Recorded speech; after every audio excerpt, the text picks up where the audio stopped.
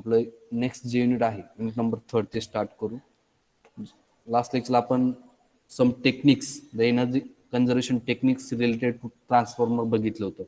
त्यामध्ये जनरली आपण ट्रान्सफॉर्मरचे एनर्जी कन्झर्वेशन टेक्निक्समध्ये आपण generally parallel operation of transformer, then load sharing, isolating transformer, या मेनली 3 ज्या काही टेक्निक्स आहेत त्या आपण इम्प्लिमेंट करत असतो energy conservation in transformer.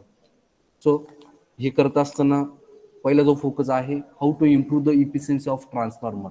So by operating the transformer at optimal load, right, by operating the transformer in parallel. म्हणजे मी लास्ट लेक्चरला पण सांगितलं होतं पॅरलल ऑपरेशनमध्ये आपण जो काही लोड आहे किंवा लोड डिमांड आहे ती आपण नंबर ऑफ ट्रान्सफॉर्मरवरती किंवा 2 ट्रान्सफॉर्मरवरती तो आपण लोड शेअर करत असतो. एका सिंगल ट्रान्सफॉर्मरवरती तो लोड देण्याऐवजी आपण तो पॅरलल ऑपरेशनमध्ये तो जो लोड आहे तो 2 ट्रान्सफॉर्मरमध्ये इक्वली डिस्ट्रीब्यूट करत असतो. Voltage regulation of transformer.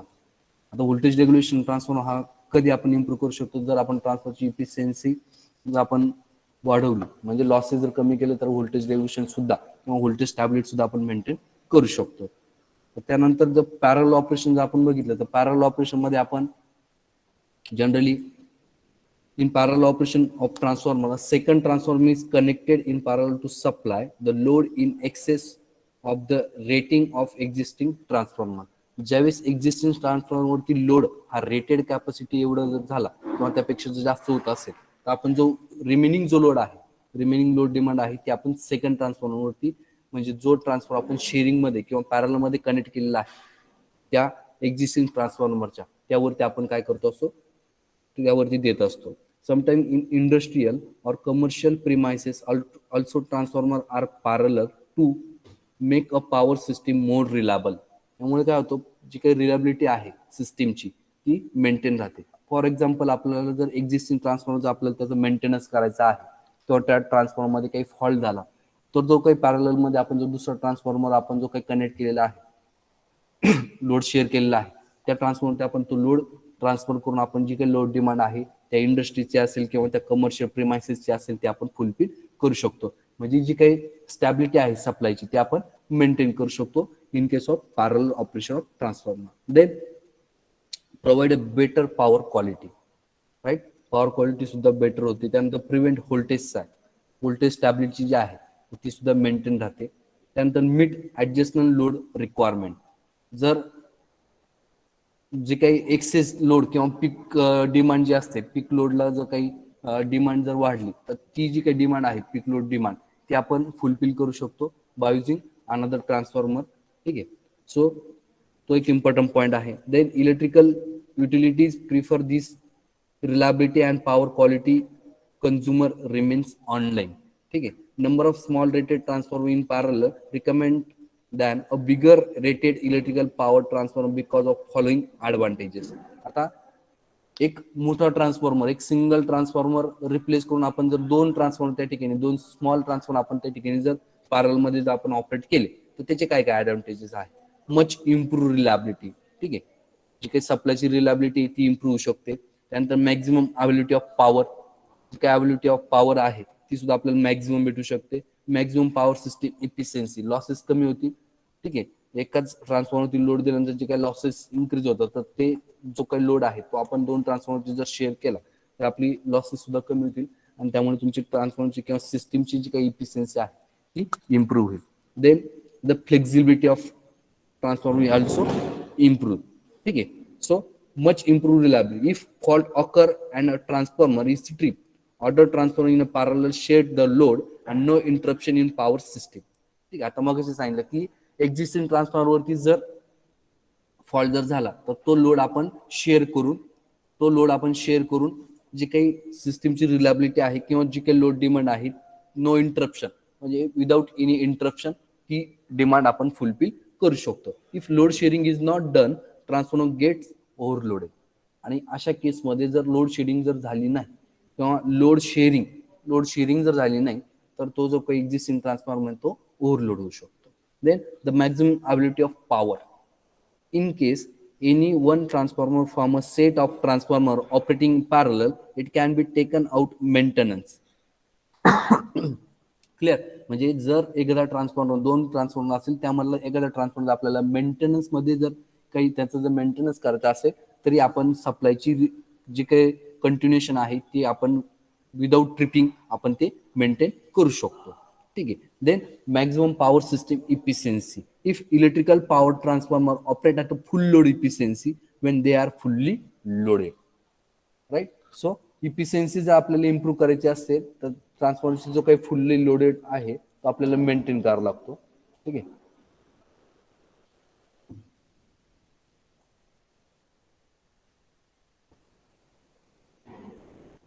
This is also most important point, maximum power system reliability, right?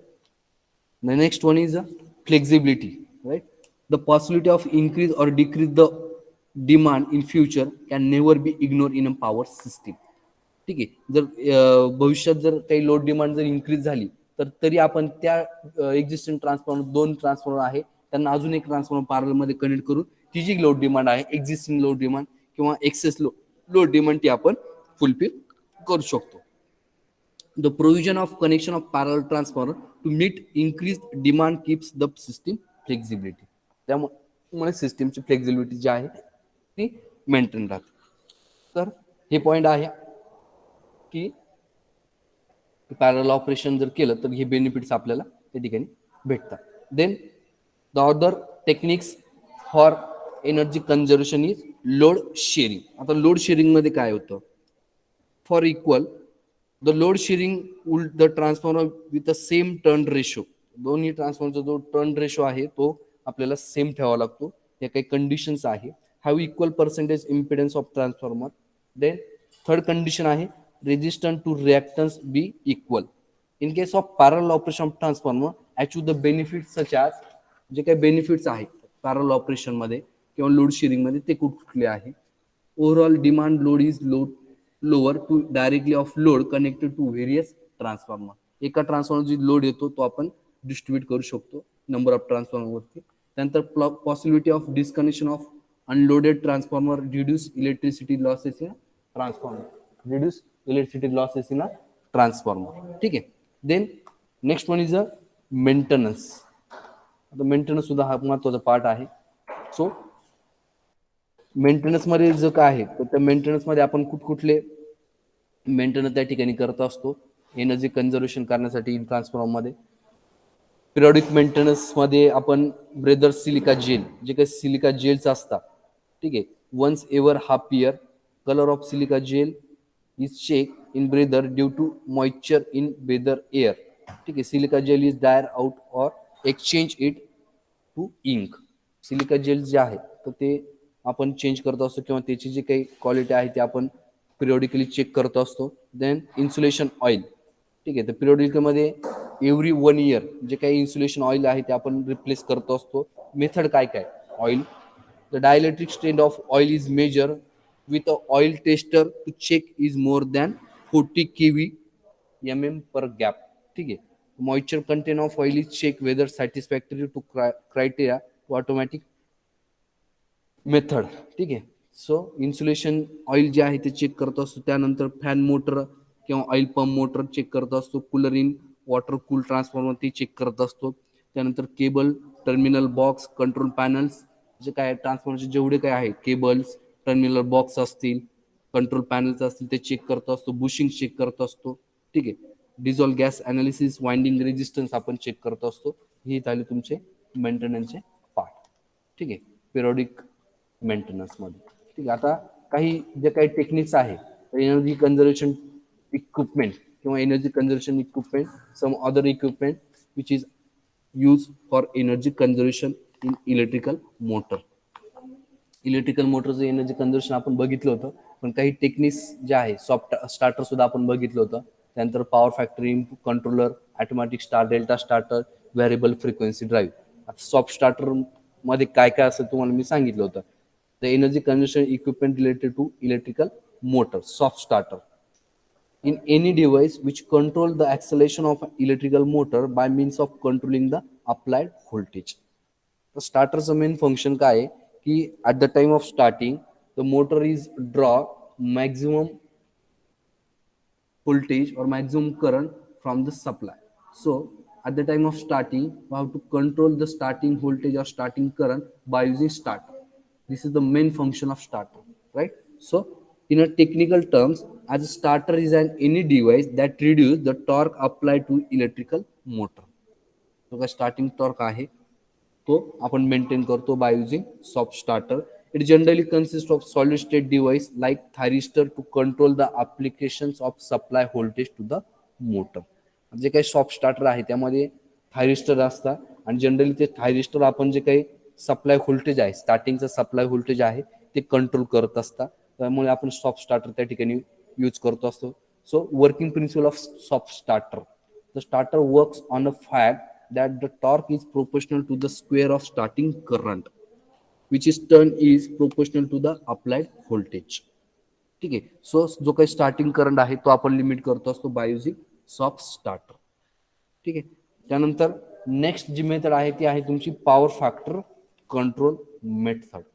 आता पॉवर फॅक्टर कंट्रोल मेथड मध्ये आपण काय करतो असतो त्याआधी आपण जर ऍडव्हान्टेजेस जर बघितले advantages of soft starter. Smooth starting. आता स्मूथ स्टार्टिंग जर बाय युजिंग आपण सॉफ्ट स्टार्टिंग आपण जर मोटर जर स्टार्ट जर केली तर स्टार्टिंग स्मूथ येते. By torque control by gradual acceleration of the drive system thus preventing jerks and existing the life of mechanical components. त्यामुळे जे काही फ्रिक्शन्स वगैरे जे आहे किंवा जो काही स्टार्टिंग टॉर्क आहे तो मेंटेन राहतो. ठीक आहे. सो जे काही कॉम्पोनंट्स आहे मोटरमधले तर त्याची जी लाईफ आहे ती आपण मेंटेन करू शकतो, इम्प्रूव्ह करू शकतो. Reducing the starting current. ठीक आहे. Motor starting duty by reducing the temperature rise in stator winding. ज्यावेळेस मोटर एक्सेस करंट ड्रॉ करते त्यावेळेस वाइंडिंग मधून करंट जास्त फ्लो होतो. अशा केसमध्ये वाइंडिंगचं जे टेम्परेचर आहे ती इन्क्रीज होतं. ठीक आहे. सो ते सुद्धा मेंटेन होतं. त्यानंतर application of soft starter steel industries ज्या ठिकाणी रोलिंग मिल्स किंवा प्रोसेसिंग लाईन्स ज्या ठिकाणी असतात तर अशा केसमध्ये ज्या मोटर्स असतात त्या मोटरमध्ये आपण हे सॉफ्ट स्टार्टर यूज करत असतो. सिमेंट इंडस्ट्रीमध्ये असेल, त्यानंतर शुगर प्लांट असेल, पेपर अँड पल्प इंडस्ट्री असतील, त्यानंतर रबर इंडस्ट्री किंवा प्लास्टिक इंडस्ट्री असेल, टेक्स्टाईल इंडस्ट्रीज असतील, मशीन टूल ॲप्लिकेशन्स असतील, पॉवर सेक्टरमध्ये किंवा वॉटर सप्लाय स्कीममध्ये अशा व्हेरियस सिस्टीममध्ये ज्या ज्या ठिकाणी आपण मोटर यूज करतो. ठीक आहे. तर अशा केसमध्ये आपण जर एनर्जी कन्झर्वेशन करायची असेल त्या मोटरमध्ये तर त्या केसमध्ये आपण हे सॉफ्ट स्टार्टर त्या ठिकाणी यूज करत असतो. ठीक आहे. Then the automatic power factor controller. ठीक आहे. Automatic power factor controller in electrical power system power factor control has a long been accepted as a improvement step to energy conservation. Power factor improvement हा महत्वाचा point आहे. जर आपण आपल्या घरातला ceiling fan जरी बघितला तर त्याचा पॉवर फॅक्टर इम्प्रूव्ह करण्यासाठी आपण त्या ठिकाणी कॅपॅसिटर बँक कनेक्ट करतो असतो. ही एक मेथड आहे पॉवर फॅक्टर इम्प्रूव्हमेंटची. कॅपॅसिटर बँक जर आपण कनेक्ट केली तर आपल्या त्या इक्विपमेंटचा त्या मशिनरीचा पॉवर फॅक्टर हा मेंटेन राहू शकतो. आणि जर पॉवर फॅक्टर जर कमी झाला तर त्याचे काय काय लॉसेस तुमची इन्क्रीज होतात. त्यानंतर तुमचं जे काही व्होल्टेज आहे व्होल्टेजची स्टॅबिलिटी मेंटेन राहत नाही. ठीक आहे. आणि तुम्हाला reduce utility penalty hence less billing charges. ठीक आहे. सो ते पेनल्टी सुद्धा आपल्याला बसते.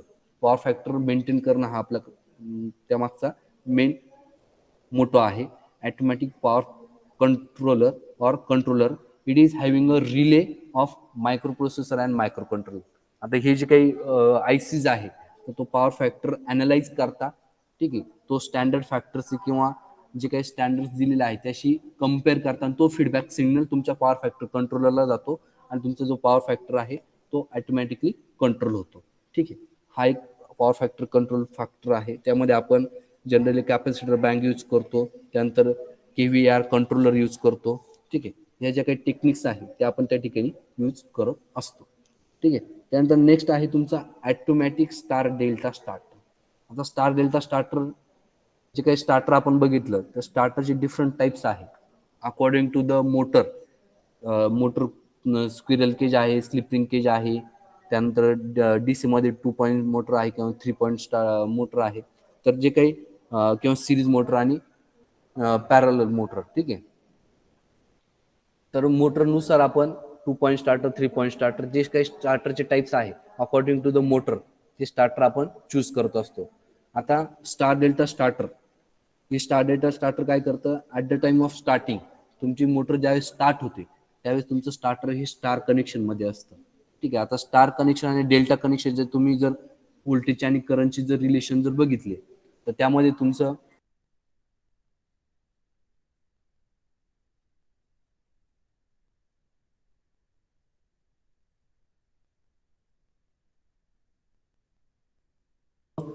जर स्टार कनेक्शन मध्ये जर तुम्ही बघितलं तर line current is equal to phase current, ही रिलेशन तुम्ही तुमचे जे काही बेसिक सब्जेक्ट झाले एफ डब्ल्यू त्यामध्ये तुम्ही रिलेशन बघितले असतील स्टार आणि डेल्टामध्ये. स्टारमध्ये करंटचं रिलेशन असतं I L is equal to I P H आणि व्होल्टेजचं रिलेशन असतं V L is equal to √3 V P H आणि डेल्टामध्ये I L is equal to √3 I P H and V L is equal to VPH. ठीक आहे. So आपला जो काही करंट आहे starting current I L is equal to I P H स्टारमध्ये equal असतो. ठीक आहे. सो आपण at the time of starting तुमची जी काही मोटरची जी वाइंडिंग आहे ती स्टार कनेक्शन मध्ये कनेक्ट केली असते by using star delta starter. आणि ज्यावेळेस मोटर तुमची नॉर्मल कंडिशनला रन होते त्यावेळेस तुमचे जे स्टार्टर आहे ते ऑटोमॅटिकली डेल्टामध्ये कन्वर्ट होतं. ठीक आहे. तर त्याचा ह्या मागचं हे स्टार्टर यूज करण्यामागचा उद्देश काय आहे, ठीक आहे, एम काय. Operating efficiency of induction motor is very low if it is loaded less than 40% of its full load. ठीक आहे. During normal running condition the winding of motor is connected in a delta. ठीक आहे. मी आता सांगितलं की ज्यावेळेस स्टार्टिंगमध्ये असेल तुमची मोटरची जी वाइंडिंग असते ती स्टारमध्ये असते आणि ज्यावेळेस नॉर्मल कंडिशनला मोटर रन होते त्यावेळेस ती डेल्टामध्ये कनेक्ट होते. ठीक आहे. when the winding are connected in star the applied voltage gets reduced. आता आपलं हे स्टार्टर यूज करण्यामागचा उद्देशच तो आहे की at the time of starting तुमचं जे अप्लाइड व्होल्टेज आहे ते √3 काय होतं डिवाइड होतं, म्हणजे काय होतं कमी होतं. सो आपल्याला जे अप्लाइड व्होल्टेज आहे तेच स्टार्टिंगला आपल्याला मिनिमाइज करायचं आहे. The corresponding iron losses are also reduce. मग अशा कंडिशनला स्टार्टिंग कंडिशनला काय होतं, जो काय तुमचा आयर्न लॉसेस आहे व्होल्टेज रिड्यूस झाल्यामुळे तो आपला मेंटेन राहतो. त्यानंतर automatic star delta starter converts can be install to identify lightly loaded motors. The convert work is by sensing the current. Automatically ज्यावेळेस तुमची मोटर नॉर्मल स्पीडला रन होती त्यावेळेस ऑटोमॅटिकली तुमचं जो काही स्टार्टर आहे तो डेल्टामध्ये कन्वर्ट होतो. तुमची जी मोटरची वाइंडिंग आहे ती डेल्टामध्ये कनेक्ट होते आणि त्यावेळेस काय होतं डेल्टामध्ये रिलेशन काय आपलं व्होल्टेजचं V L is equal to VPH म्हणजे रेटेड व्होल्टेज मग तुमच्या त्या मोटरला दिलं जातं. ठीक आहे. म्हणजे फक्त या स्टार्टरचा एम काय आहे की at the time of starting आपला जो काही रेटेड व्होल्टेज आहे जे स्टार्टिंग व्होल्टेज आहे ते आपण रिड्यूस करतो by using star delta starter. ठीक आहे. सो हा एक हा एनर्जी कन्झर्वेशन इक्विपमेंट. त्यानंतर लास्ट पॉईंट आहे तुमचा व्हॅरिएबल फ्रिक्वेन्सी ड्राईव्ह. आता पहिल्यांदा what is mean by variable frequency drive, आपण त्याला व्हीएफडी म्हणतो. ठीक आहे. Variable frequency drive in some motor driven system the load varies with time. ठीक आहे. According to the time interval according to the day तुमचा जो काही लोड डिमांड आहे ती व्हॅरी होते अकॉर्डिंग टू द टाइम. ठीक आहे. त्यानंतर large amount of energy can be save using variable frequency drive. ठीक आहे. व्हीएफडीने आपण जी काही एनर्जी आहे ती सेव्ह करू शकतो. VFD belongs a group of equipment called as adjustable speed drive or variable speed drive. VFD change the frequency of supply voltage to vary the operating speed of motor. जो काही frequency आहे ती according to the speed of motor जी frequency आहे ती vary करते. त्यामुळे आपलं जे काही एनर्जी सेव्हिंग आहे ती त्या ठिकाणी होऊ शकतं. Thus continuous process speed control can be achieved. Speed control आपण त्या ठिकाणी अचीव्ह करू शकतो by using variable frequency drive. ह्या काही टेक्निक्स आहे other techniques in energy conservation equipment. ठीक आहे.